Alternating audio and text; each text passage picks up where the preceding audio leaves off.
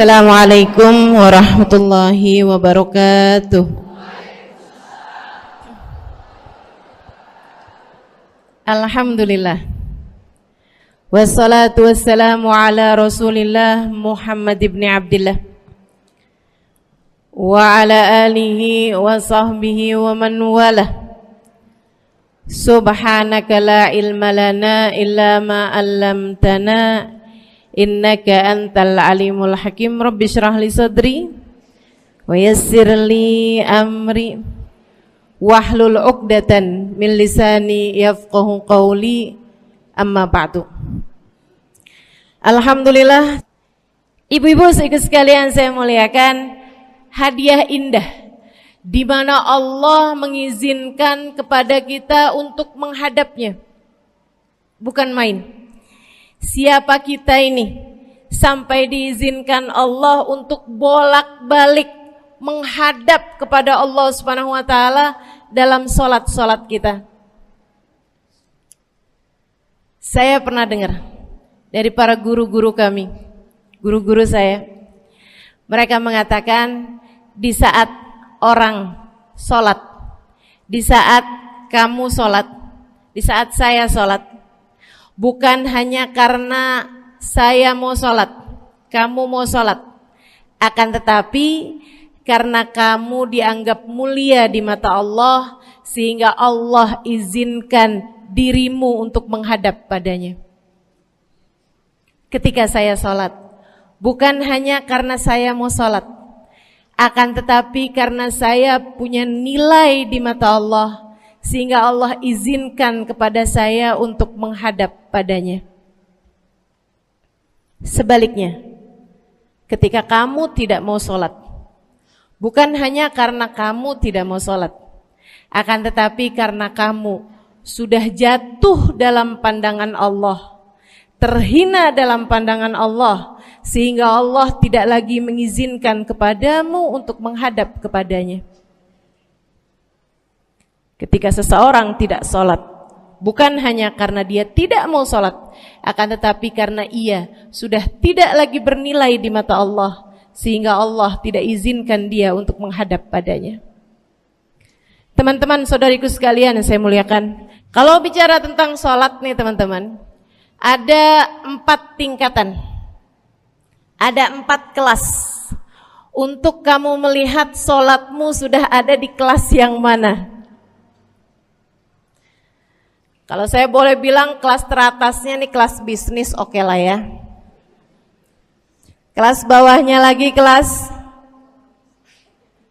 atasnya kelas eksklusif ya, kelas eksekutif. Terus bawahnya lagi kelas bisnis, bawahnya lagi kelas. Tapi ada 4 kelas, bawahnya lagi kelas gerbong. Nggak naik dalam kereta nih ya. Kelas yang paling bawah kita bahas nih, kelas gerbong nih. Kayaknya naik di atasnya nih ya, gerbongnya. Teman-teman sekalian, orang yang di saat mengerjakan sholat, dia kerjakan juga, tapi merasanya sebagai beban. Ya ampun, udah maghrib aja, baru juga asar. Ya ampun, males banget dah. Ini gak ada rusuh nih. Kita kan lagi jalan-jalan nih. Kita kan lagi belanja nih di Tanah Abang. Kita jamaah aja gimana sholatnya. Nah ini orang-orang yang menganggap sholatnya sebagai beban. Malas kalau disuruh sholat, terutamanya subuh. Terutamanya sholat subuh. Ini Allah ceritakan orang-orang yang seperti ini adalah kelompoknya orang munafik. Naudzubillah. Alladzina idza qamu ila sholati qamu kusala. Orang-orang yang kalau disuruh sholat bangun juga sih, tapi malas banget. Setan nih nemenin dia, kayak naroin batu di atas kepalanya, bikin dia berat mau ngerjain sholat. Kalau lagi tidur, ngipas-ngipasin matanya, bobo aja lagi. 5 menit lagi, 5 menit lagi. Bangun-bangun udah siang. Pernah terjadi padamu?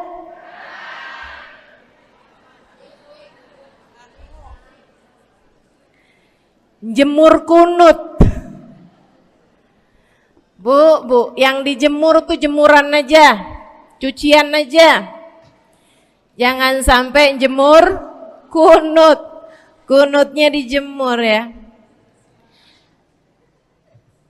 Ketika ada seseorang yang disampaikan kepada Nabi Muhammad bahwasanya orang itu tidak bangun kecuali sesudah azan subuh, artinya enggak tahajud, artinya enggak bangun di sepertiga malam terakhir, bangunnya sesudah azan subuh. Nabi mengatakan padanya tentang orang itu, Nabi bilang pada para sahabatnya, inna syaitan bala fi udhunih, itu adalah orang yang telinganya dikencingin sama setan. Pada pernah dikencingin setan? Kalau bangunnya habis adzan tuh dikencingin setan. Kalau bangunnya udah terbit matahari dikencingin siapa kira-kira? Insyaallah. Teman-teman saudariku sekalian yang saya muliakan, alladzina idza qamu ila sholati qamu kusala, malas bener kalau diajakin sholat, sampai sebagian sholatnya dikerjakan keluar dari waktunya. Yang seperti ini masuk dalam firman Allah Subhanahu wa taala, a'udzubillahi minasyaitonir rajim, fawailul lil musallin alladzina an salatihim sahun. Fawailul lil musallin alladzina hum an salatihim sahun. Celaka orang-orang yang salat. Kenapa kok orang salat celaka ya Allah? Sebab mereka an salatihim sahun, melalaikan salat mereka. Apa maksudnya melalaikan? Imam Sayyidina Ibnu Abbas dalam salah satu tafsir beliau mengatakan alladzina yuakhiruna an waqtiha au yuqaddimuha ila ghairi waqtiha. Orang-orang yang mengakhirkan sholat sampai keluar dari waktunya atau memajukannya sebelum waktunya. Mau pergi ke Tanah Abang nih, jam 11. Ntar kita ribet nih urusan sholat duhur. Dah sholatin sekarang aja. Ini orang-orang yang fawailul lil musallin. Bu, sesibuk apapun dirimu, jangan pernah ninggal sholat. Bu, lagi ngerjain perkara penting apapun kamu, jangan pernah mengakhirkan sholat. Jangan pernah mengeluarkan sholat dari waktunya. Kenapa gitu? Karena bu, sholat itu urusanmu sama Allah. Gak ada yang lebih penting daripada itu. Gak ada yang lebih penting daripada itu.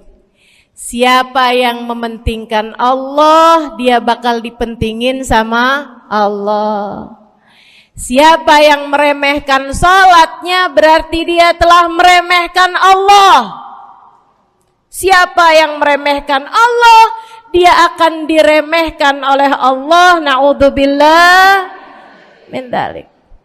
Buat adik-adik jomblo, jangan pernah mau kawin sama orang yang gak sholat. Biarpun kamu udah nunggu cukup lama, kalau ada yang lamar kamu dan dia gak sholat, jangan mau bu. Dek,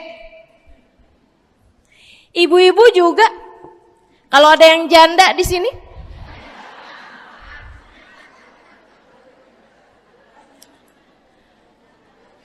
terus ada yang lamar kamu, Walaupun di garasinya ada kijang,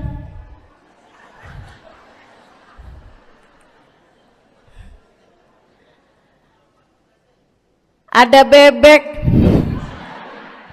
motor maksudnya ya, datang melamar kamu, jangan terima. Orang yang gak sholat, kamu jangan mau jadi istrinya. Kenapa? Saya kasih tahu ya, Allah aja dia tinggalin, apalagi kamu.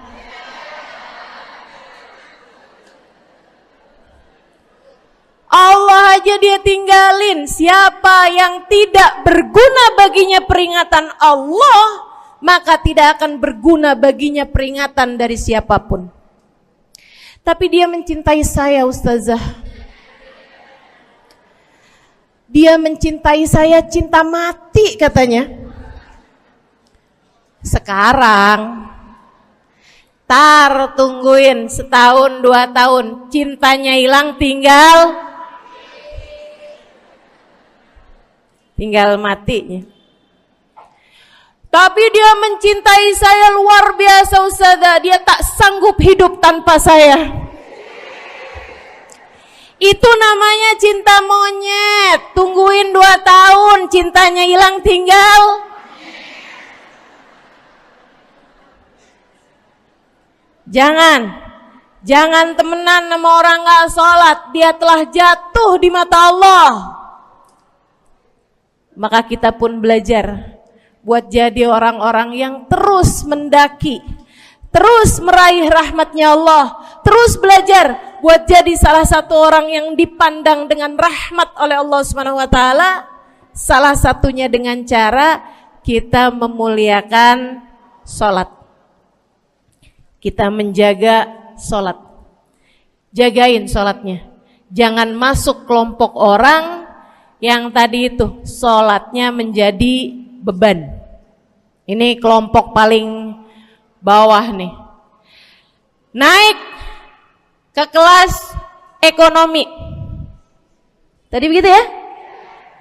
Kelas ekonomi, orang-orang yang sholatnya menjadi sebuah kewajiban. Dia kerjain, dia tahu itu wajib, dia gak akan tinggalin. Tapi sama halnya dengan kewajiban-kewajiban yang lain. Kita nih kalau mikirnya kewajiban, Bu, kalau gak diwajibin lagi seneng. Betul gak? Masih ada kayak beratnya gitu ngerjain sholat. Orang yang sholatnya dianggap sebagai kewajiban. Kayak anak-anak sekolah tuh, wajib pakai seragam, wajib ngerjain PR. Kalau 1 hari, besok enggak wajib pakai seragam. Ada nggak ya pakai seragam? Nggak ada.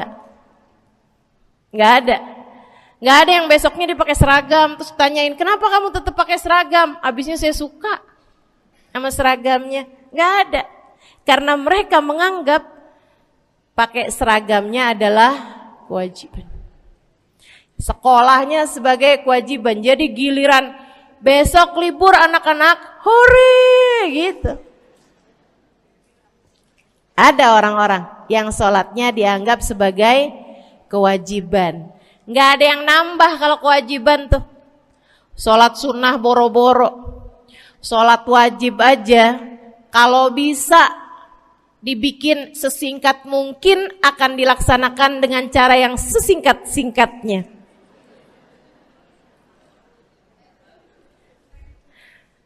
Habis ruku i'tidal sujud cepet bener ya. Malaikat raqib sama malaikat atid nih udah tahu aja kalau dia sholat. Habis ghairil maghdubi alaihim waladdallin. Malaikat atid bilang sama malaikat raqib, kulhu, catat kulhu udah pasti.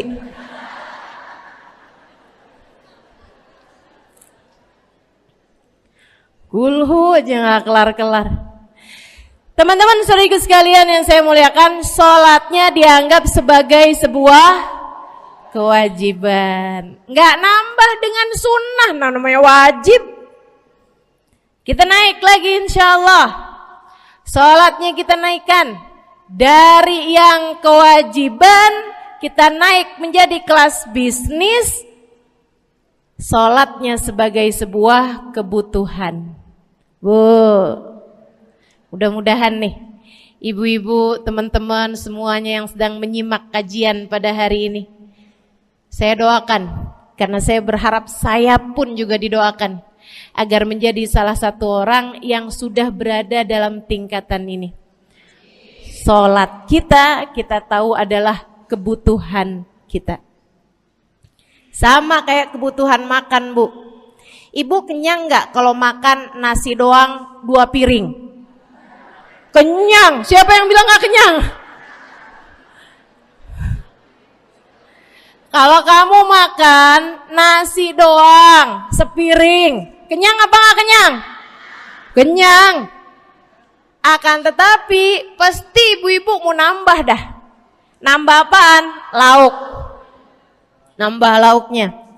Ada ikan asin, ada sayur asem. Langsung pada lapar nih. Ada sambal. Masya Allah, ada tempe goreng. Udah Bu ya, tetangga lewat kagak nyadar. Masya Allah. Teman-teman sekalian, kita nambah, bahkan udah kenyang pun kita masih cari lagi tambahan. Makanan apa nih yang bisa kita makan? Karena kita tahu makan adalah sebuah kebutuhan kita. Kita perlu sama makan. Kita butuh sama makan. Maka demikian pula dengan orang-orang yang sholatnya sudah dia tahu adalah sebagai sebuah kebutuhan. Cukup sih duhur 4 rakaat, dia nambah. Ada qobliyahnya, ada ba'diyahnya. Jam-jam 9 pagi nggak ada sholat wajib sih, tapi pengen ngemil, ya Bu ya, dengan cara kerjain sholat duha. Malam-malam abisnya isya, ampun mau tidur, ingat katanya Nabi, pesannya kepada Sayyidina Abu Hurairah, wasani habibi, kata Abu Hurairah, an utir qabla an anam. Kekasih saya Nabi besar Muhammad, kata Abu Hurairah, kasih pesan pada saya untuk jangan tidur sebelum sholat witir. Jadi habis kelar sholat isya langsung sambung sama witirnya. Dia tahu sholatnya adalah sebagai sebuah kebutuhan. Kebutuhan. Saya butuh untuk sholat karena saya butuh kepada Allah. Saya perlu sholat karena saya perlu kepada Allah. Saya perlu sholat karena saya tahu urusan saya sebesar apapun saya rasakan adalah kecil dalam pandangan Allah. Saya perlu sholat karena permasalahan dalam hidup saya yang saya rasakan sebesar gunung di atas pundak saya, di atas punggung saya, di hadapan Allah tak sampai seperti setitik debu yang mudah saja untuk dia angkatkan dari kehidupan saya. Maka kita pun menjadikan sholat sebagai sebuah kebutuhan. Lagi sakit, jangan ninggal sholat. Kenapa? Kamu menghadap kepada yang punya kesehatan.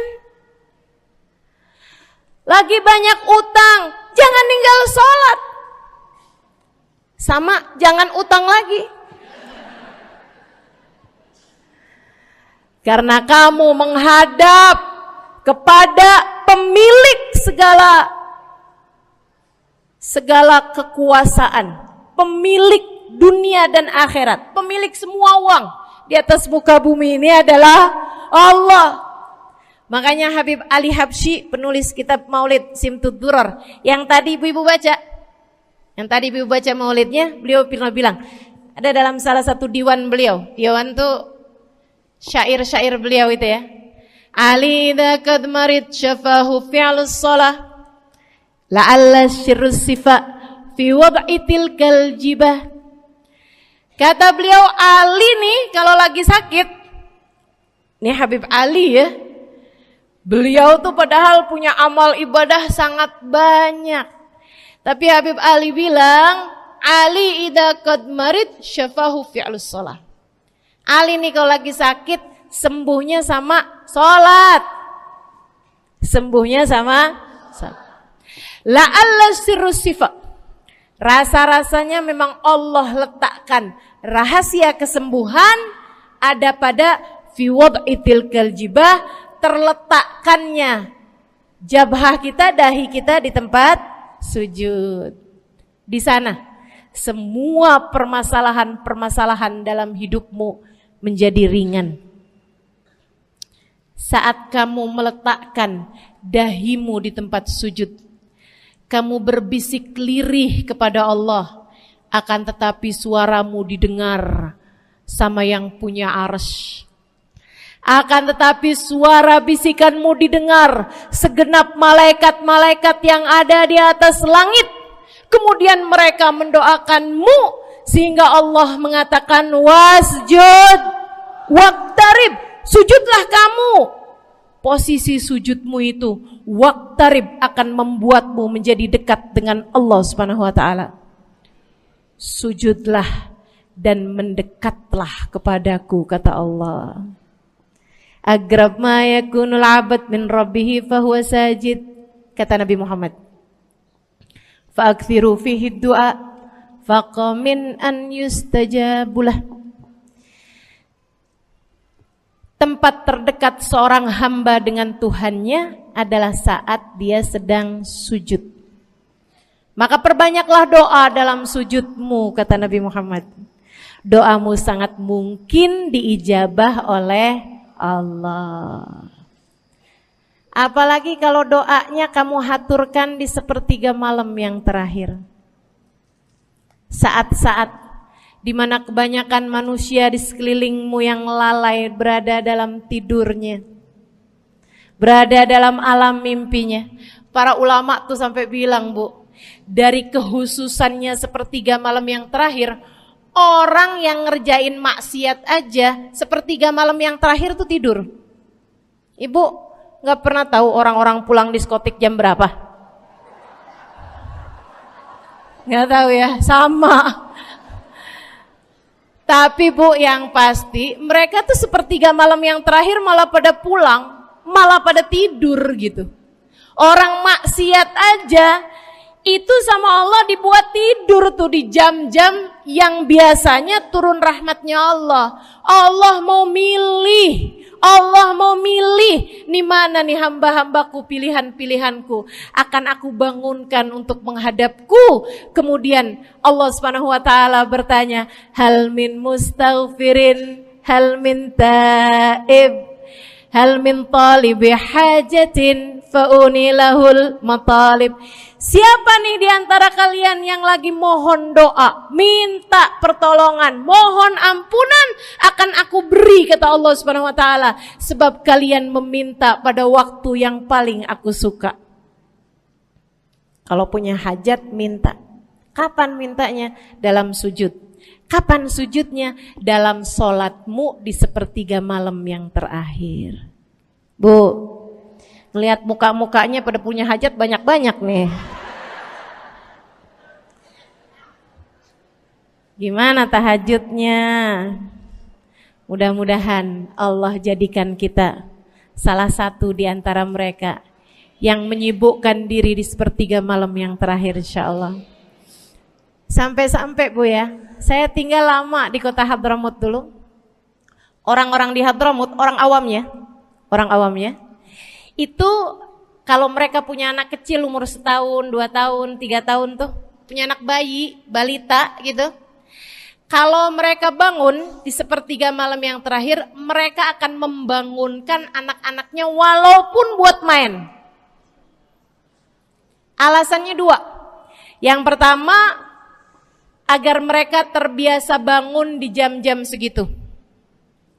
Nantinya kalau besarnya mereka jadi udah kebiasaan bangun di jam segitu, gampang ngerjain tahajud. Alasan yang kedua, ibu-ibu sekalian, agar anugerah, karunia, rahmat, pemberian Allah yang Allah turunkan di sepertiga malam yang terakhir, anak-anak mereka pun berhak untuk mendapatkannya karena mereka tidak sedang dalam keadaan tidur dan dalam keadaan berjaga. Kan kebalik sama orang kita.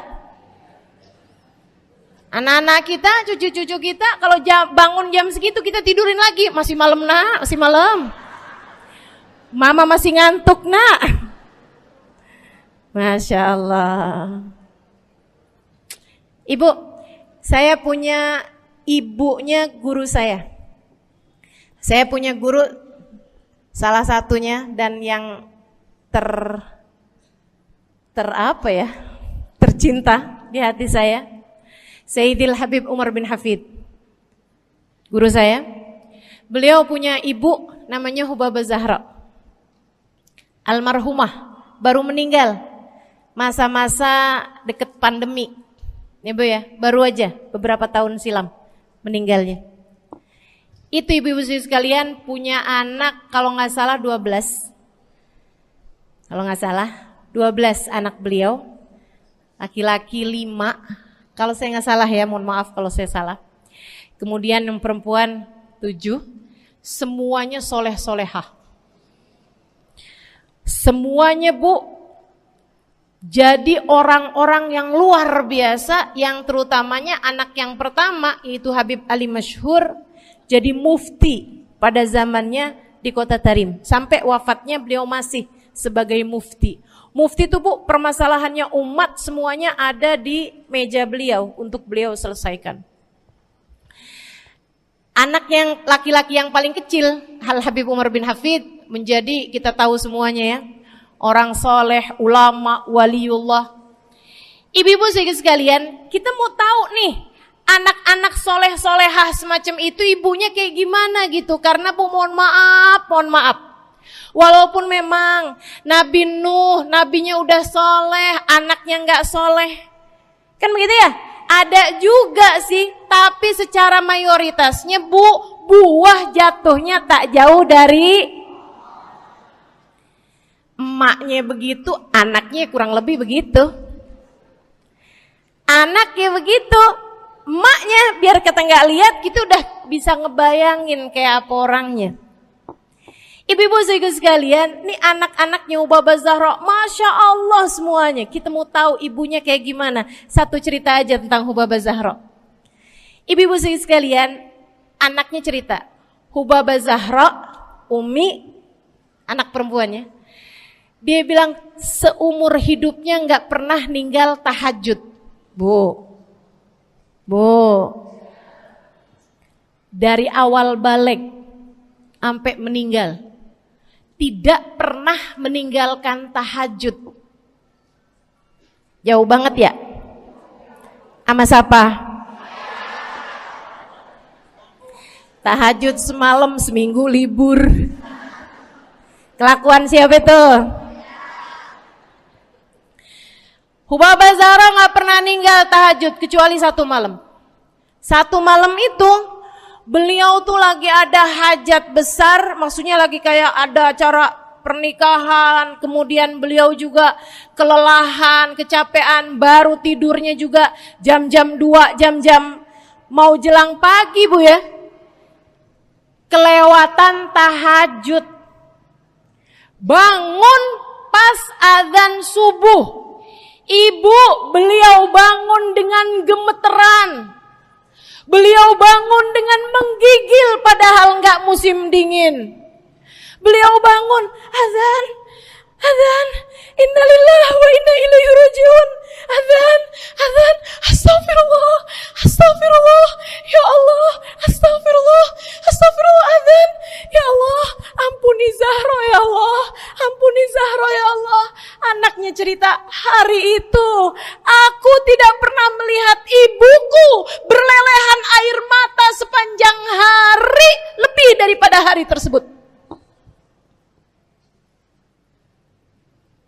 Hari itu kami melihat ada seorang perempuan berlelehan air mata beristighfar memohon ampun kepada Allah karena satu malam dalam hidupnya beliau meninggalkan tahajudnya, teman-teman.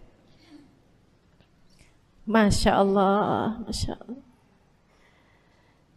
Tiap kali makan ingat gitu, ya ampun tadi malam gak tahajud, samihni ya Rab, samihni ya Rab, sampai gak enak makan.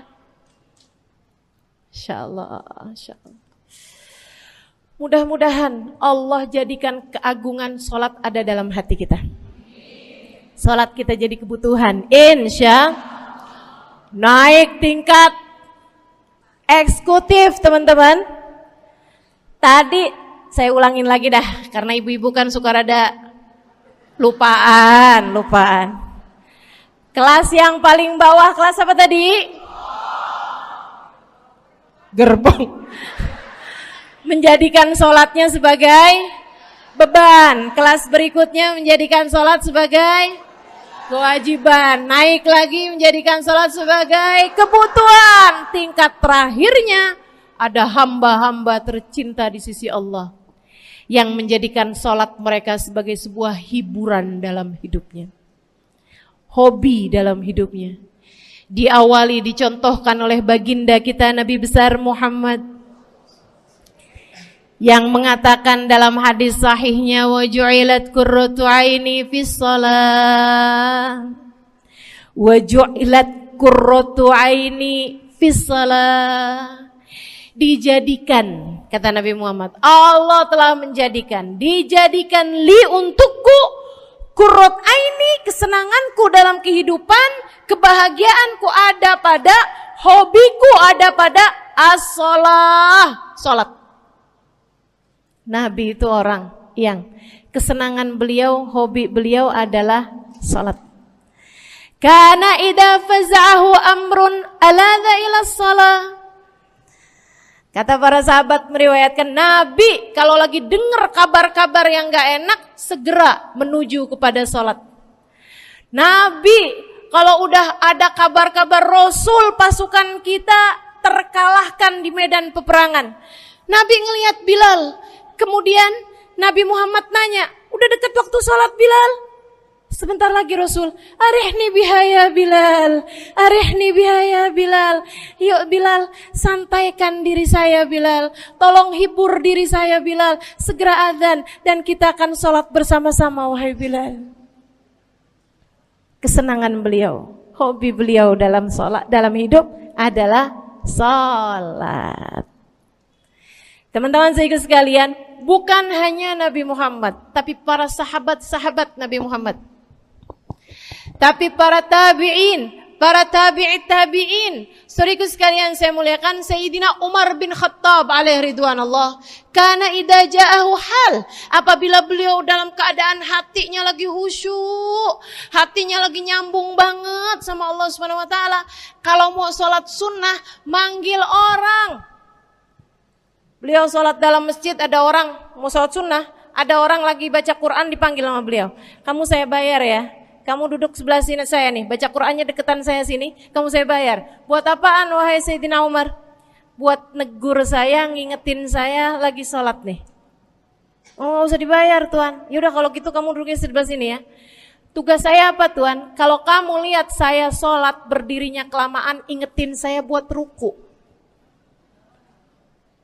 Kalau kamu lihat ruku saya kelamaan gak bangun-bangun, ingetin saya buat bangun. Kalau kamu lihat sujud saya kelamaan, ingetin saya buat duduk. Karena saya sekarang ini kalau lagi berdiri baca Al-Quran, lupa buat ruku. Dari nikmatnya bacaan Quran beliau. Baik Tuhan, sholat, baca Fatihah, habis itu baca Quran, surat Al-Quran, dapat selesai satu, kok masih enak, baca lagi, masih enak lagi, baca lagi. Yang sebelah beneran nih gak ruku-ruku. Beliau berdiri kemudian bilang, Tuan ruku, gak kedengeran. Beliau berdiri deketin telinganya, Tuan ruku, belum kedengeran juga. Ruku, Allahu Akbar. Sayyidina Umar bin Khattab. Tabi'in, Sayyidina Ali Zainal Abidin. Pernah lagi sholat, rumahnya kebakaran, teman-teman.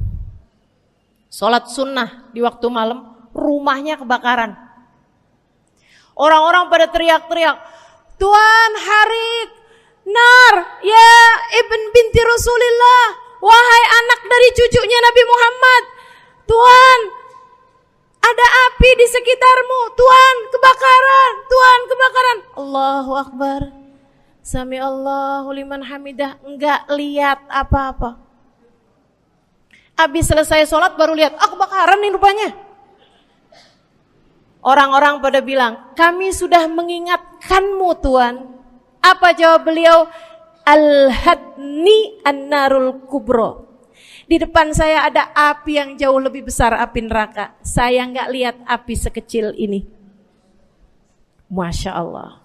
Saudara sekalian yang saya muliakan, para ulama Allah Subhanahu Wa Taala. Terakhir saya mau ceritakan Sayyidil Habib Abu Bakar As-Sakran, penulis Wirid Sakran. Kalau teman-teman pernah tahu, beliau saudara sekalian saya muliakan dapat julukan As-Sakran, orang yang mabuk. Karena mabuk kepada Allah Subhanahu Wa Taala. Beliau pernah satu waktu kena penyakit di punggungnya. Beliau kemudian tanya sama dokter, kata dokter, wah ini nih penyakit mesti diangkat, mesti dioperasi. Ya udahlah, operasiin saya. Disuguhin 1 gelas khamr di waktu yang telah ditetapkan untuk jadi waktu operasi. Apa ini? Khamr, minuman keras. Zaman itu belum ada obat bius. Dia bilang, ini buat apa? Khamr ini Tuan, minuman keras ya, agar engkau enggak sadar. Jadi enak gitu kita ngoperasinya. Dia bilang, saya mau dengan kesehatan saya kepengen ngerjain taat kepada Allah, saya enggak mau. Saya dapetin kesehatan saya dengan cara mengerjakan yang diharamkan Allah, yaitu minuman keras. Saya enggak perlu ini. Waduh, kalau gitu nggak bisa dioperasi Tuan. Kenapa soalnya? Ya nanti kan kesakitan, nanti susah operasinya gitu. Oh gampang. Kalau kalian pengen bikin saya nggak sadar, nggak perlu minuman keras. Terus gimana? Operasikan kalau saya sedang sholat. Maka mulailah, dokter-dokter udah pada siap. Beliau lagi sholat sunnah ya Bu ya. Allahu Akbar gitu. Mulai dokter buka baju belakangnya. Mulai Bu digunting kulitnya, digergaji tulangnya. Beliau Bu mukanya meringis saja enggak. Beliau ruku, dokternya ikutan nungging. Beliau sujud, dokternya ikutan menunduk juga. Beliau sholat nikmat banget. Sampai beliau selesai dari sholat, beliau nanya sama dokter-dokternya, kenapa nggak nurut tadi tuh waktu saya sholat mestinya operasi? Kata dokter, udah selesai Bib dari tadi. Masya Allah. Radiyallahu ta'ala anhum wardahum. Ini bukan kelas-kelas kita, saya cuma ceritain aja sama ibu-ibu. Bukan berarti ibu-ibu nanti pas waktu sakit bilang sama dokter-dokter nggak usah dibius. Beda hati Bu, beda hati. Ya Bu ya, beda iman, beda semuanya kita sama mereka. Yang pasti, makanya saya kan yang ini nggak doa nih. Pas yang kebutuhan tuh baru saya doa. Kenapa? Karena kayaknya tingkatan kita dah Bu ya. Mentok dah, sampai kebutuhan itu dah. Insya Allah, mudah-mudahan Allah jadikan kita orang yang menjaga salat insya Allah. Rabbi jalni muqimas salah wa min dzurriyyati amin. Rabbi jalni muqimas salah wa min dzurriyyati amin. Rabbi jalna muqimis salah wa min dzurriyyatina rabbana wa taqabbal du'a. Ala hadhihi niyyah bikun niyyah salihah ila hadratin nabi al-fatihah. Syaitanir rajim. Bismillahirrahmanirrahim. Alhamdulillahirabbil alamin. Ar-Rahmanir-Rahim. Maliki yaumiddin. Iyyaka na'budu wa iyyaka nasta'in. Ihdinas siratal mustaqim, siratal ladzina an'amta 'alaihim, ghairil maghdubi 'alaihim waladdallin. Amin. Taqabbalallahu minna wa minkum, taqabbal ya karim. Sama-sama kita hormati, kita sayangi segenap keluarga besar dari Majelis Ta'lim Raudhatul Aliyah di bawah pimpinan Ibu Ayu Komaladewi Kita doakan semoga beliau beserta segenap keluarganya senantiasa dalam limpahan rahmat ridha Allah Subhanahu wa taala. Juga kita doakan Ustazah Nabilah Al-Haddad sebagai pengasuh di majelis ta'lim ini, sebagai pimpinan di majelis ta'lim ini, Bu Ayu dan Ustazah Nabilah sekeluarga semuanya insyaallah senantiasa dalam pandangan kasih sayang Allah SWT. Panjangkan umurnya, disehatkan badannya, dimudahkan urusannya, kabulkan hajatnya, semakin dicinta Allah SWT dan Rasulnya. Para ustadzah, para hubabah, para syarifah, para pimpinan pondok pesantren, para pimpinan majelis ta'lim, yang mudah-mudahan semuanya dalam limpahan rahmat ridha Allah SWT, serta tentu saja semua yang hadir di majelis ini, baik ibu-ibu, kakak-kakak, adik-adik, anak-anak, yang mudah-mudahan semuanya dirahmati Allah, disayang Allah, dibahagiakan Allah, diistiqomahkan jalannya menuju ridha Allah Subhanahu wa taala, insyaallah diistiqomahkan jalannya menuju surga Allah Subhanahu wa taala. Amin ya rabbal alamin. Qul amantu billah thumma istaqim, kata Nabi Muhammad sallallahu alaihi wasallam kepada seorang pemuda yang meminta nasihat, ya Rasulullah ausini, wahai Rasul tolong nasihati aku. Kita kalau ketemu orang mulia jangan minta duit, Bu. Kita kalau datang ketemu sama orang-orang yang kita tahu doanya mustajab, sangat soleh, hidupnya baik, apalagi jika dia adalah kekasih-kekasih Allah Subhanahu wa taala. Kamu kalau berjumpa dengan ulama, jangan minta sesuatu yang duniawi. Tirulah para sahabat ketika berjumpa dengan Nabi Muhammad. Biasanya mereka meminta satu dari dua hal. Yang pertama, mereka minta doa. Ida'ili ya Rasulullah, doakan aku wahai Rasul. Ibu juga gitu. Kalau ketemu sama ulama, ketemu orang soleh, ketemu kiai, ketemu habib yang kita tahu doanya mustajab, bertemu hubabah, mintalah doa. Tapi jangan hanya sekedar urusan doa duniawi, Bu. Doa duniawi itu yang gimana, Ustazah? Doa yang kalau diijabah nggak akan manfaat begitu kamu masuk dalam alam kubur. Itu namanya doa duniawi. Ustazah, doakan saya biar saya cepat kebeli rumah. Bu, kalau mati rumahnya dibawa gak? Ustazah, doakan saya kepengen beli HP baru. Dibawa gak HP-nya? Enggak. Itu namanya doa duniawi. Ustazah, Doakan biar suami saya tambah cinta.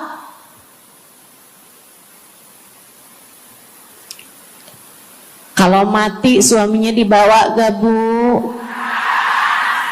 Walaupun kamu mau, dia gak bakalan mau Bu.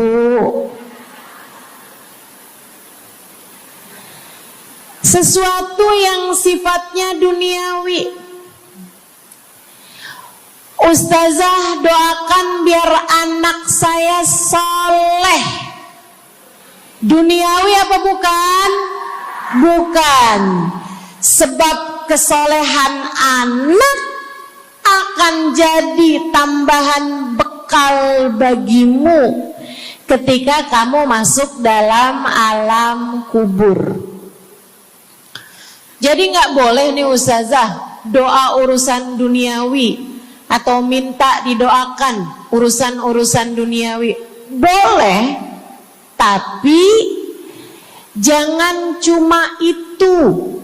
Nanti takutnya kamu nyesel. Kalau selama di dunia kamu doanya hanya untuk urusan dunia, takutnya begitu masuk dalam kuburan sudah tidak ada lagi doa yang akan Allah ijabah untukmu ketika kamu ada dalam alam kubur nanti. Sayang-sayang. Jadi kalau doa, prioritaskan urusan akhirat. Insya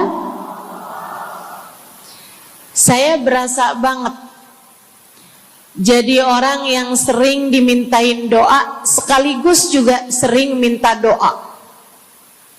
Saya kalau ketemu orang saleh, ketemu habaib, ketemu hubabah, saya akan minta doa, nggak pernah minta duit saya. Ida'ili ya hubabah, ida'ili ya habib. Serius sekalian, sebagai orang yang sering juga dimintain doa, Ustazah doakan saya. Banyak tuh. Saya merasakan perbedaannya saat saya ada di Tarim sama ketika saya sudah pulang dan kembali ke negeri ini. Waktu saya di Tarim, orang kalau minta doa sama saya, usik berdoa, tolong ya doain saya. Saya suka tanya, doa apa? Selalu aja, hampir semuanya mengatakan hal yang sama. Ida'ili bihusnil khatimah. Doakan saya biar husnul khatimah. Begitu nyampe ke Indonesia, kalau ada orang bilang Ustazah doain saya, biasanya lanjut tuh doanya, minta apa langsung dibilang, nggak pakai tanya. Ustazah doain saya biar utang cepat lunas. Ustazah doain saya biar cepat dapat jodoh. Ustazah doain saya biar jadi orang kaya. Ustazah doain saya biar suami nggak mendua. Ya Allah, ternyata kebanyakan orang kita kalau minta doa seringnya urusan duniawi. Bukan berarti nggak boleh, boleh aja sih. Cuman takutnya begitu kamu mati nyesel kalau semua doamu selama ini adalah sesuatu yang tidak ikut kamu bawa ketika kamu mati. Kalau kita lihat para sahabat ketika mereka berjumpa dengan Nabi Muhammad, selalu saja banyak di antara mereka yang minta doa. Nabi pernah tanya, doanya apa? Macem-macem jawaban para sahabat. Ada yang begini, Harithah menjawab, ida'ili an yarzuqani Allah asyhada fi sabilih. Rasul, doakan saya biar saya dikaruniai mati syahid di jalan Allah.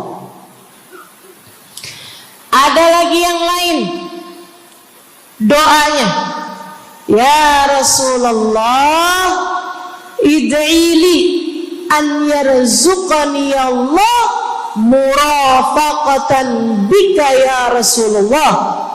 Doakan biar saya nanti di masa sesudah kematian saya, di masa akhirat nanti, bisa mendampingimu wahai Rasulullah, bisa berjumpa denganmu wahai Rasul, bisa ada dalam rombonganmu wahai Rasulullah. Doa-doa yang sangat ukhrawi, doa-doa yang sangat akhirat, karena mereka sudah faham tujuan hidup sesungguhnya adalah mencari ridha Allah Subhanahu wa ta'ala. Tujuan hidup sesungguhnya adalah bergerak menuju surga Allah Subhanahu wa ta'ala. Tujuan hidup sesungguhnya adalah berpulang kepada Allah dalam keadaan Allah ridha kepada kita. Sahabat, minta didoakan, ama yang kedua minta nasihat. Kita juga nyontoh, kalau ketemu orang soleh, kalau ketemu ulama, kalau ketemu habaib, ketemu kiai, ketemu bunyai, ketemu hubabah, ketemu ustadzah, ketemu ustad, minta nasihat. Selain daripada minta doa, mintalah nasihat. Hal ini dicontohkan oleh para sahabat kepada Nabi Muhammad. Datang seorang pemuda berjumpa Nabi Muhammad sallallahu alaihi wasallam. Kemudian bertanya, ya Rasulullah, ausini, wahai Rasulullah, berikanlah nasihat kepadaku ini. Nabi Muhammad tersenyum, senang, bangga, karena mengerti bahwa umatnya faham apa yang harus diminta dari nabinya. Nabi berkata kepadanya, qul amantu billah thumma istaqim. Kata Nabi Muhammad, ucapkanlah, aku beriman kepada Allah, kemudian istiqomahlah kamu di jalan Allah. Nasihat Nabi Muhammad buat pemuda tersebut, nasihat Nabi Muhammad buat pemuda-pemuda umatnya sepanjang zaman. Nasihat Nabi Muhammad buat umatnya, baik yang muda maupun yang tua, baik laki-laki maupun perempuan, baik yang pintar maupun yang kurang pintar. Semua umatnya dinasehati sama Nabi Muhammad. Karenanya akan saya sampaikan hal ini kepadamu hari ini. Quli, ucapkanlah, amantu billah, aku beriman kepada Allah. Tsumastaqimi, kemudian istiqomahlah kamu, wahai saudariku, di jalan Allah. Katakanlah, aku beriman kepada Allah. Kemudian istiqomahlah. Istiqomahlah. Nasihat yang sangat indah dari baginda kita Nabi besar Muhammad, yang Allah karuniakan kepadanya jawami'al kalim, dapat selalu berbicara dengan kata-kata yang ringkas tapi padat. Nabi itu ucapannya ringkas tapi padat. Nggak kayak saya, Bu, udahlah panjang dan ya, mudah-mudahan Allah jadikan ucapan-ucapan kita jadi kalimat-kalimat yang akan membawa kita menuju surga. Jadi ucapan-ucapan yang akan bawa kita menuju ridha Allah Subhanahu wa taala. Ibu-ibu, kita sama-sama belajar biar kalau ngomong itu enggak panjang-panjang, akan tetapi bermutu, berkualitas. Terutama Bu, ibu kalau ngomong sama anak-anak ibu, kadang-kadang panjang bener. Padahal itu aja, anak sampai hafal. Iya mah, katanya gitu. Betul gitu? Nabi kalau ngomong pendek aja tapi penuh makna. Nabi kalau bicara seringkali nggak panjang-panjang tapi sangat berarti. Satu hadis beliau saja bisa disyarahkan, diberi keterangan, hingga bahkan berkitab-kitab banyaknya. Ibu-ibu sekalian, salah satu dari ucapan ringkasnya Nabi Muhammad, amantu billah, kata Nabi, qul amantu billah, tsumastaqim, ucapkanlah, aku beriman kepada Allah, kemudian istiqomahlah di jalan Allah. Apa itu istiqomah? Lurus, jangan belok-belok. Lurus, jalan terus. Jalannya adalah jalan yang lurus. Itu yang selalu kita minta dalam tiap rakaat sholat kita. Kita berdoa kepada Allah, ihdinas siratal, ya Allah, tempuhkanlah untuk hidup kami ini jalanmu yang lurus. Sama kayak kamu lagi bilang, ya Allah, karuniakanlah dalam kehidupan kami keistiqomahan di jalanmu ya Allah. Kamu selalu minta istiqomah 17 kali sekurangnya tiap hari. Betapa sangat pentingnya istiqomah ini, saudaraku sekalian. berada dalam jalan yang lurus. Saya mau bahas jalan lurus yang dimaksud ini apa aja.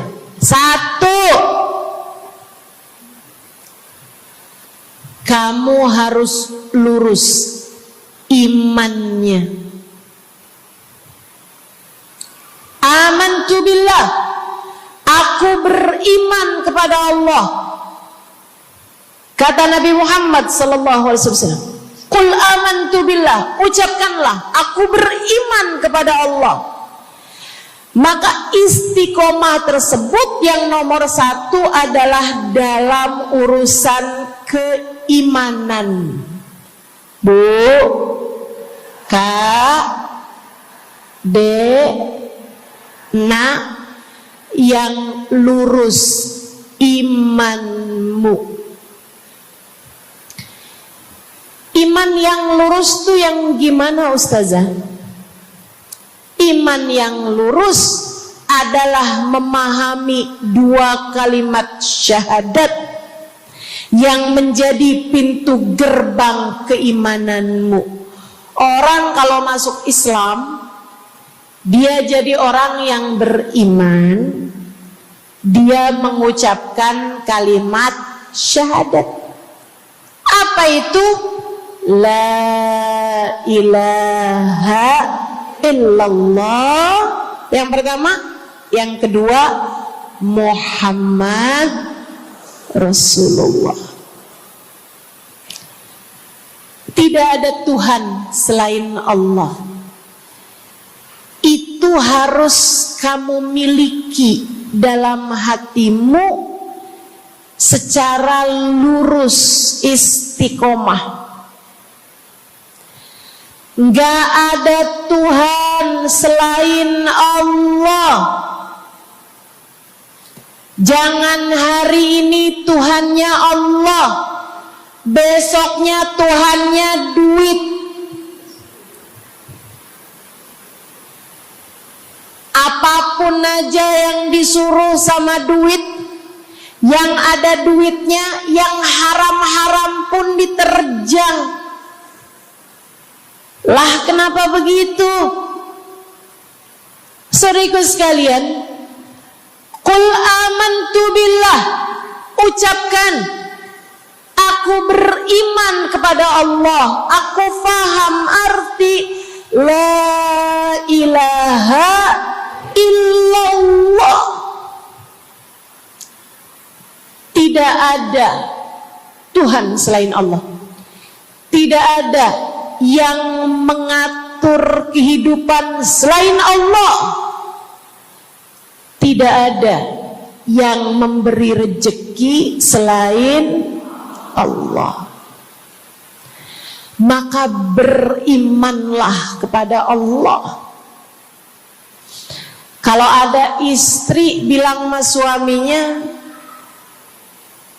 kalau kamu nanti pulang bawa duit, ahlan wa sahlan, selamat datang. Tapi kalau kamu pulang nanti nggak bawa duit, silakan tidur di luar.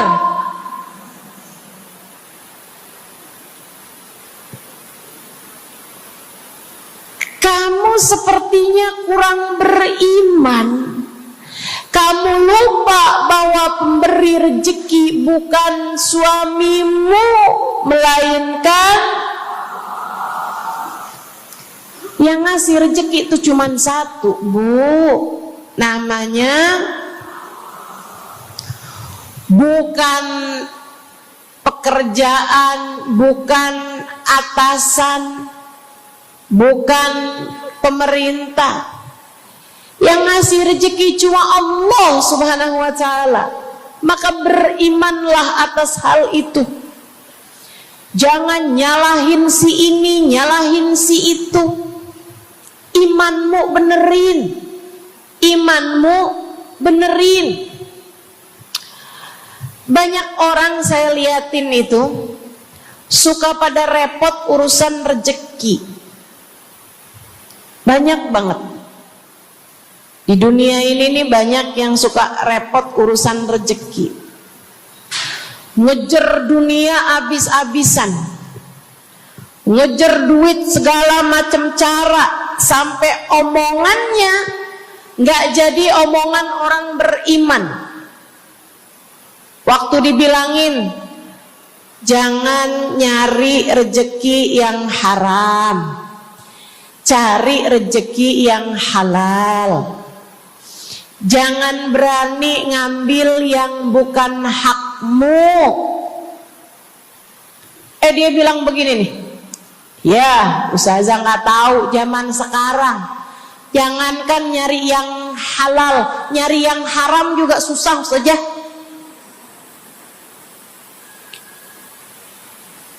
Itu omongan orang nggak beriman.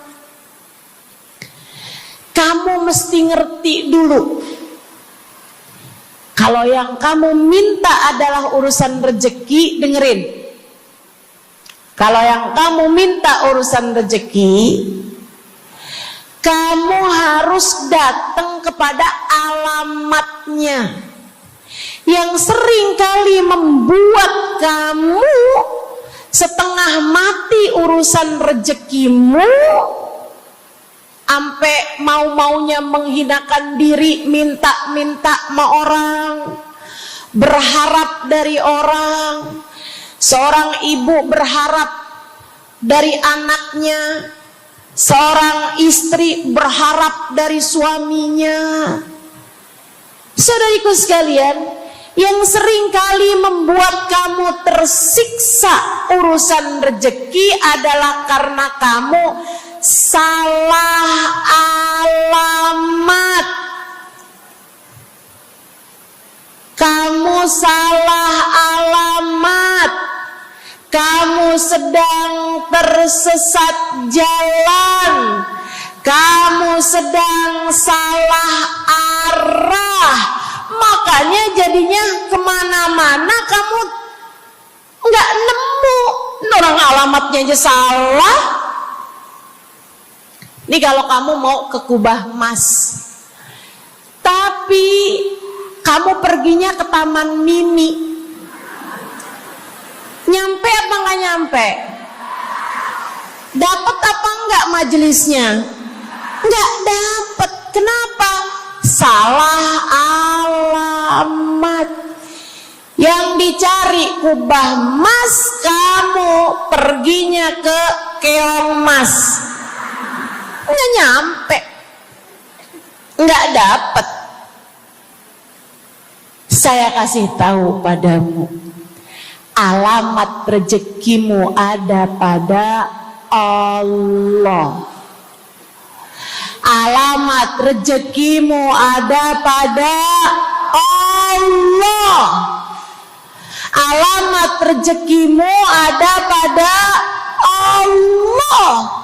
Maka berimanlah kepadanya, fahamilah arti la ilaha illallah.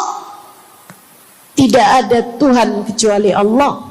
Gak ada yang ngasih rezeki selain kamu. Lagi sakit, kamu mau nyari obat, saya kasih tahu alamat obatmu. Alamat yang bisa menyembuhkanmu hanya satu, namanya urusan rezeki. Allah sudah bilang, huwar razzaq dzul quwwatil matin. Allah lah satu sang pemberi rezeki.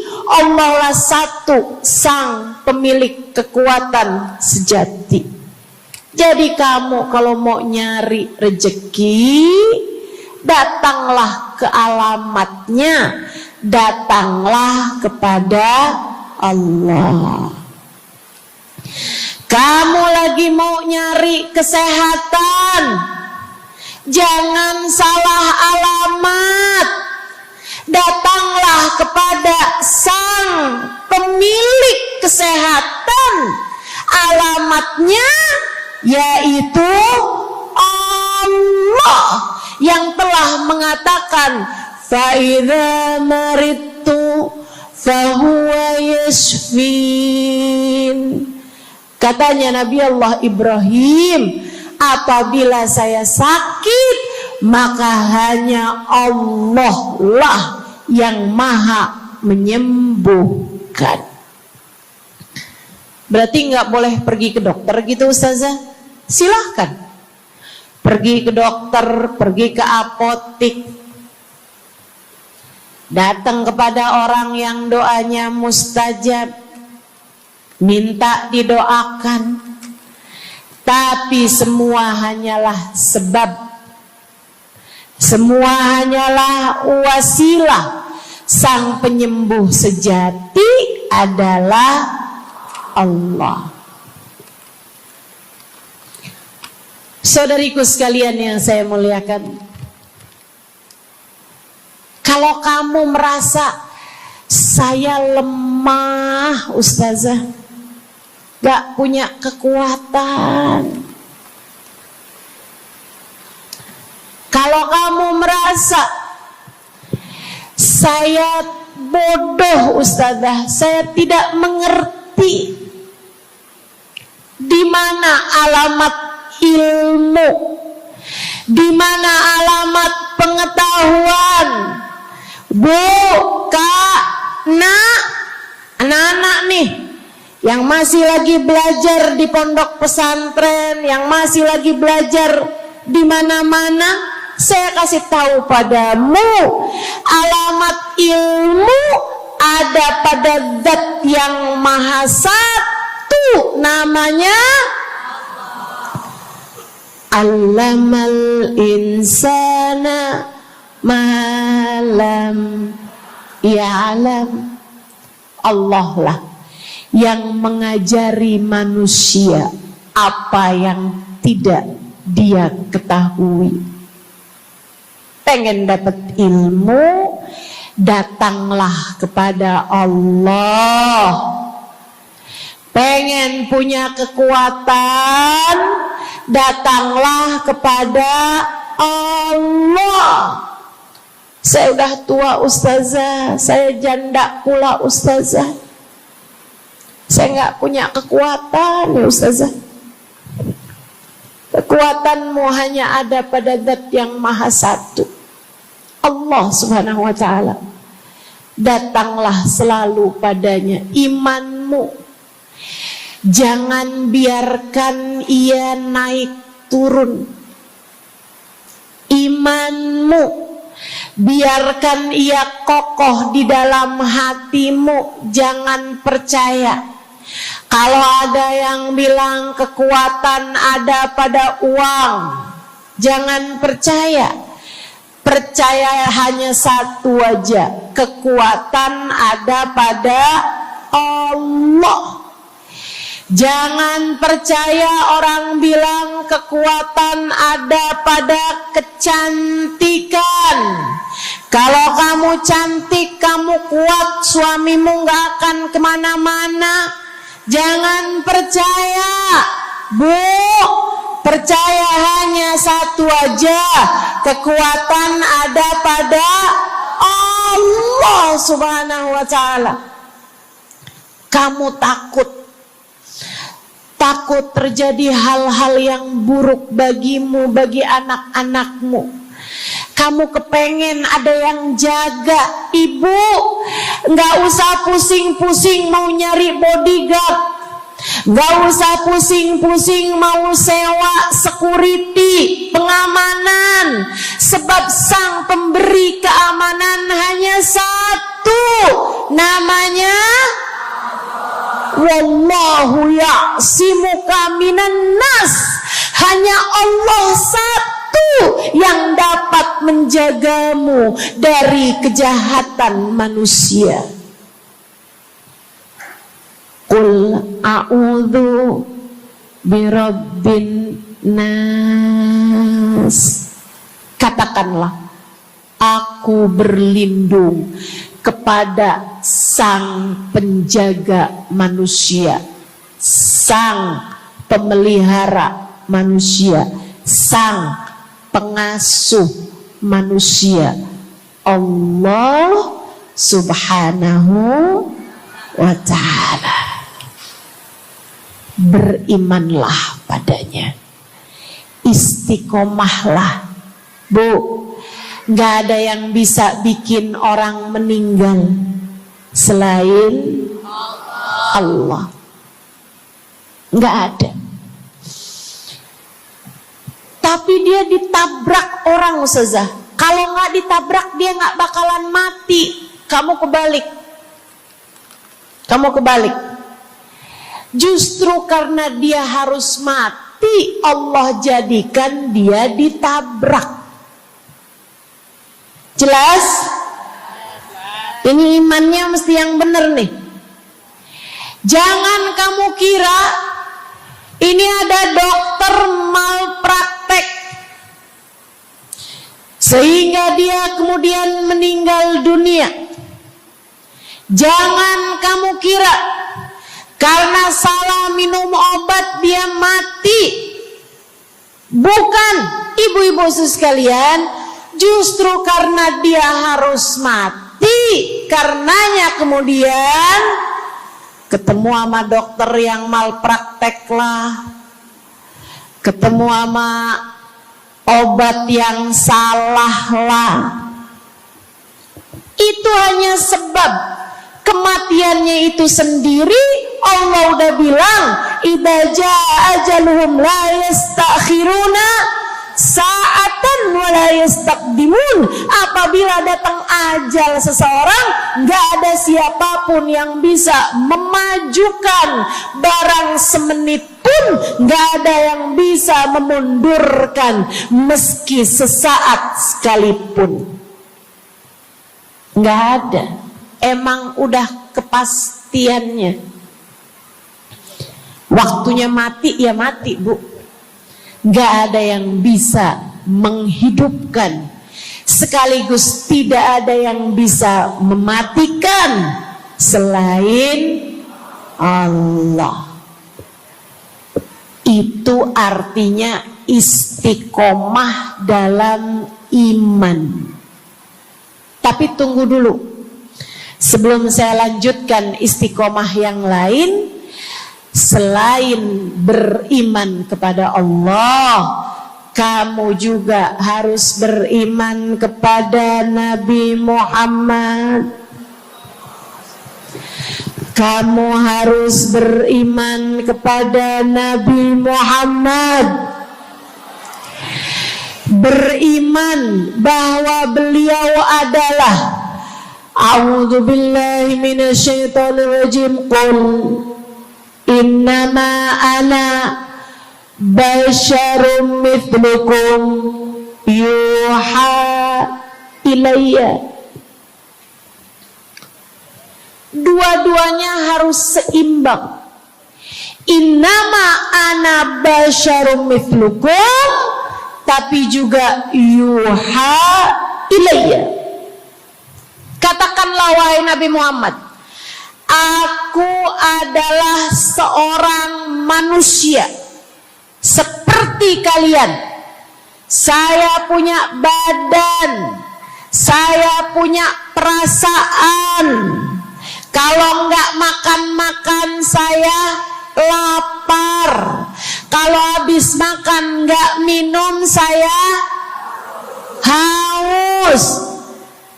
Kalau beberapa hari saya nggak tidur, saya ngantuk. Qul innama ana basyarun. Sampaikan kepada manusia, aku adalah seorang manusia seperti kalian juga. Sama anak cinta, lama nggak ketemu sama istri, kangen. Katakan wahai Nabi Muhammad, ana basyarum mithlukum, saya manusia seperti kalian juga.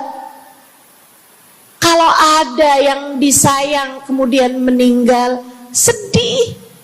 Karena Nabi adalah seorang manusia. Tapi tunggu dulu, beliau tidak hanya sekedar manusia, Itu adalah satu sisi kehidupan Nabi Muhammad. Jangan lupa, innama ana basyarum mithlukum, tapi yuha ilayya, aku diberi wahyu, aku hamba wahyu, aku berbincang-bincang dengan Allah, kalian tidak. Aku berbicara langsung dengan Allah, kata Nabi Muhammad, kalian tidak. Aku dituruni malaikat Jibril, kalian tidak. Aku diberi wahyu Al-Quran 30 juz, kalian tidak barang seayat pun. Nih, kalau saya perhatikan, imannya umat manusia yang beriman kepada Allah sekalipun menjadi cacat ketika tidak beriman kepada Nabi Muhammad. Lihatin, mohon maaf, orang Yahudi, Bu, beriman kepada Allah. Kamu kalau nanya sama orang Yahudi, Tuhanmu siapa? Allah. Tapi mereka enggak beriman kepada Nabi Muhammad. Apakah mereka disebut orang yang beriman? Tidak. Orang Nasrani, apakah mereka beriman kepada Allah? Iya. Tapi apakah mereka beriman kepada Nabi Muhammad? Tidak. Apakah mereka beriman? Tidak. Bahkan umat Islam ada yang mempercayai sesudah Nabi Muhammad ada nabi yang lain, namanya Mirza Ghulam Ahmad, sehingga mereka menyebut agama mereka Islam, tapi agama Islamnya pakai ada kelanjutannya, Islam Ahmadiyah. Apakah mereka beriman? Tidak. Sebab syarat iman selain la ilaha illallah juga ada Muhammad Rasulullah. Bahkan, Bu, ada banyak di antara kita orang-orang yang iman kepada Allah luar biasa, tapi kalau urusan kepada Nabi Muhammad, kalau lagi diceritain Isra Mi'raj, dia bilang Nabi Muhammad tuh gak usahlah segitu amat diperayakan Isra Mi'rajnya. Nabi Muhammad tuh Isra Mi'raj cuman sekedar ruhnya aja, badannya nggak pakai Isra Mi'raj. Jadi Nabi itu orang ngelihatnya kayak tidur aja, ruhnya aja yang melayang-layang. Isra Mi'raj bener, tapi ruhnya aja, badannya nggak pakai pergi. Jadi kalian nggak usah berlebih-lebihan sama Isra Mi'raj. Oh, kenapa gitu? Kamu gak percaya sama Isra Mi'raj, sama badan-badannya Nabi sekalian, kamu gak percaya. Kenapa? Ya karena itu gak masuk akal. Manusia kan gak bisa kayak gitu. Nabi Muhammad kan manusia. Kamu lupa bahwa Nabi walaupun manusia, beliau adalah yuha ilayya. Beliau adalah hamba wahyu. Ketika diceritakan tentang mukjizatnya Nabi Muhammad yang bisa memperbanyak makanan, bahkan ada ghazal, ada rusa yang berbicara dengan Nabi Muhammad, ada unta yang sujud kepada Nabi Muhammad, ada pohon yang datang kepada Nabi Muhammad dengan mencabut akarnya, kemudian berjalan dengan akarnya menuju Nabi Muhammad. Ketika dipanggil, kemudian sujud pohon tersebut kepada Nabi Muhammad sallallahu alaihi wasallam dan bertanya, "Mengapa engkau memanggilku wahai Nabi?" Dia nggak percaya, nggak masuk di akal. Itu hanyalah dongeng. Kita bilang tapi hadisnya sahih, riwayatnya Ibnu Mas'ud yang menceritakan hal itu, hingga bahkan Sahibul Burda menuliskannya. Katanya Sahibul Burda Imamul Busiri, ja'at lidakwatihil asjaru sajidatan tamshi ilaihi ala saqin bila qadami. Datang ketika dipanggil sama Nabi Muhammad pepohonan. Mereka datang dengan, mereka berjalan dengan akar-akar mereka, kemudian sujud di hadapan Nabi Muhammad. Ini tentang iman. Mereka nggak percaya. Mereka ngakunya paling beriman. Mereka ngakunya paling lurus imannya. Tapi kenapa kalau mengenai Nabi Muhammad kamu menjadi timpang? Ketika melihat orang ramai-ramai bersolawat kepada Nabi Muhammad, mereka kegerahan. Ketika melihat orang-orang ramai datang ke majelis-majelis maulid, merayakan, bergembira atas lahirnya Nabi Muhammad, mereka kegerahan sampai mereka bikin GAM. Apaan tuh? Gerakan anti maulid. Oh, ada lagi mereka menyebut diri mereka GAS. Apaan tuh? Saya tanya. Gerakan anti solawat lah. Kenapa kamu kegerahan sama Nabi Muhammad? Hah? Kenapa kamu ngerasa kayak takut banget umat begitu cinta sama Nabi Muhammad? Ada apa denganmu? Kamu lupa Nabi Muhammad memang manusia, tapi qul innama ana basyarum mithlukum yuha ilayya. Jangan pernah pisahkan Nabi, meskipun beliau seorang manusia seperti kita, tapi beliau adalah hamba wahyu. Beliau adalah hamba wahyu. Kamu gerah banget orang bersolawat sama Nabi Muhammad. Ada masalah apa sama kamu? Kamu gerah banget orang baca maulid Nabi Muhammad.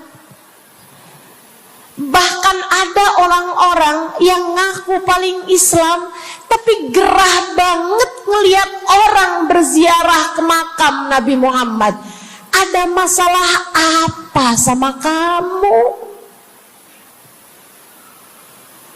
Yang bermasalah bukan kami umat Nabi Muhammad. Yang bermasalah adalah imanmu. Sebab ketika kita diminta beriman kepada Nabi Muhammad, jangan hanya fokus kepada kemanusiaan Nabi Muhammad, fokuslah pula kepada beliau sebagai hamba wahyu. Saudaraku sekalian yang saya muliakan, istiqomah dalam iman. Beriman kepada Allah, beriman kepada Rasulullah. Cinta kepada Allah, cinta kepada Rasulullah. Cinta kepada Rasulullah, cinta kepada keluarga Rasulullah, cinta kepada sahabat Rasulullah, dan istiqomahlah dalam cinta tersebut. Jadi istiqomah menuju ridha Allah yang pertama adalah istiqomah dalam iman. Yang kedua, istiqomah dalam taat. Bu, Kak, istiqomah dalam taat. Kamu disuruh sholat,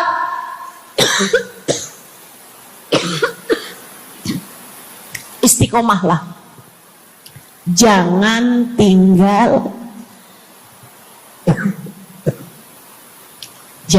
tinggal sholat.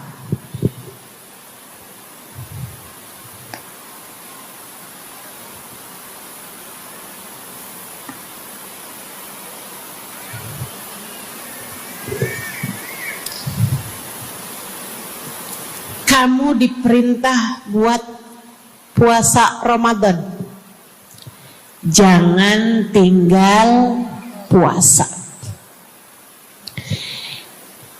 Yang kemarin puasanya bolong karena menstruasi, karena